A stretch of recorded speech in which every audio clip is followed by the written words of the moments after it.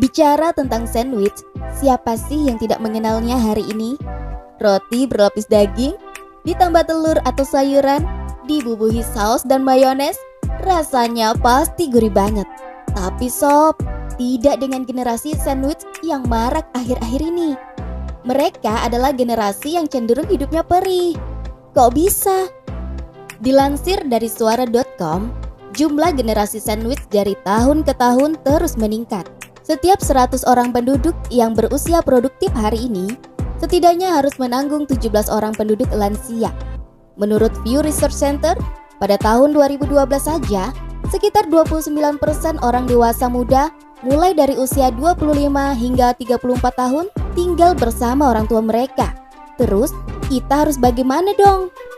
Hal ini bermula saat negara bersikap pasif terhadap pemenuhan kebutuhan pokok masyarakat.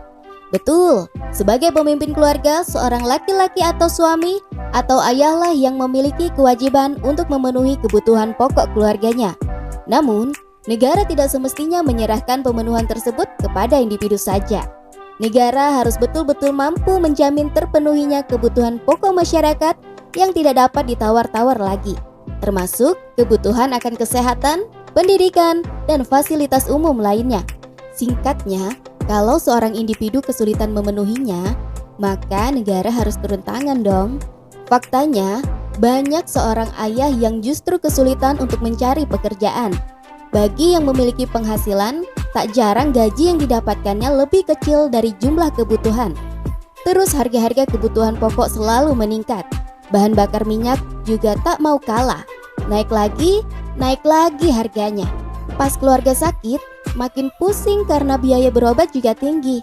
Sampai muncul istilah orang miskin tak boleh sakit. Sedih ya sob. Akibatnya, setiap individu hari ini memiliki beban yang sangat berat dalam menjalani kehidupan.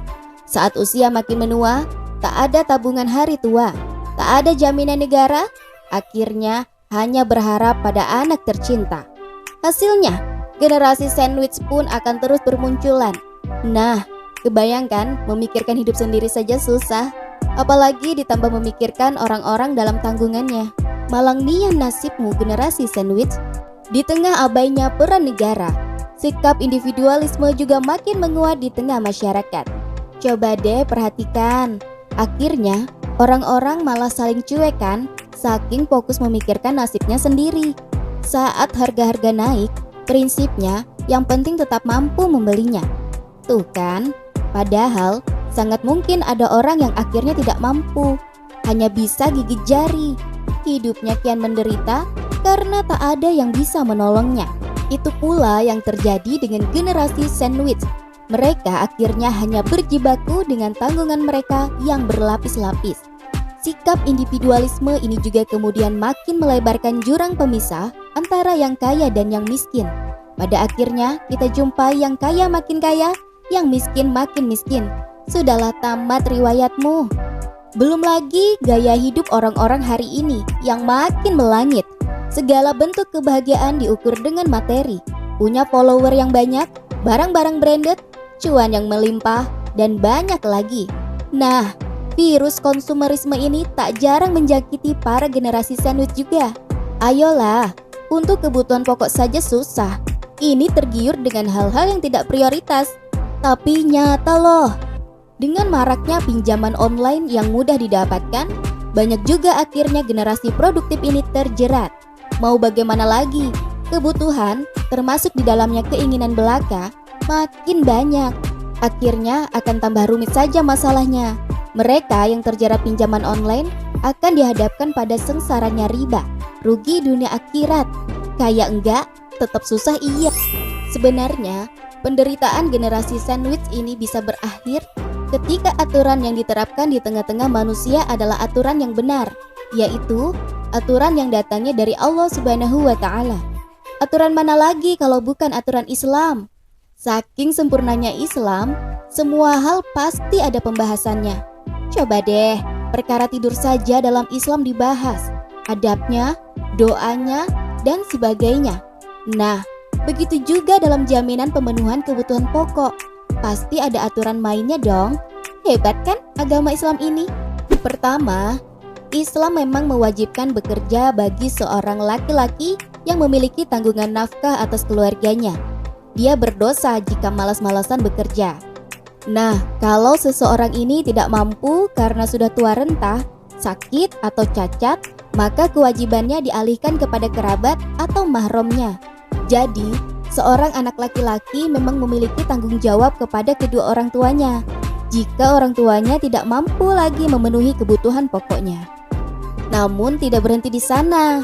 Aturan Islam juga ternyata telah mewajibkan kepada orang kaya untuk menyantuni orang miskin, siapapun orang miskin tersebut. Rasulullah Shallallahu Alaihi Wasallam bersabda dalam hadis qudsi, "Tidaklah dianggap beriman kepadaku orang yang tidur dalam keadaan kenyang, sementara ia tahu tetangganya dalam keadaan kelaparan." Nah, terus kalau individu atau masyarakat masih kesulitan memenuhi kebutuhan pokoknya, bagaimana? Dalam hal ini, maka persoalan yang tidak dapat dipecahkan harus segera diserahkan kepada negara. Jika berkaitan dengan lapangan pekerjaan, maka negara harus membuka lapangan pekerjaan seluas-luasnya. Jika masih belum terpenuhi kebutuhan seseorang, maka negara wajib menanggungnya. Begitulah sob, luar biasanya Islam dalam berusaha menyejahterakan rakyatnya.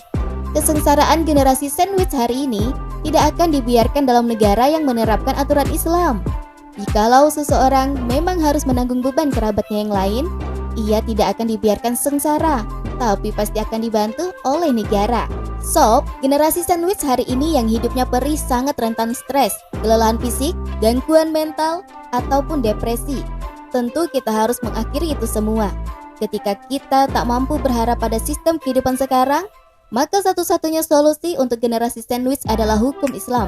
Dan kami turunkan kepadamu Alkitab, Al-Quran, untuk menjelaskan segala sesuatu dan petunjuk serta rahmat dan kabar gembira bagi orang-orang yang berserah diri. Tafsir Quran Surah An-Nahl ayat 89. Wallahu a'lam bishawab.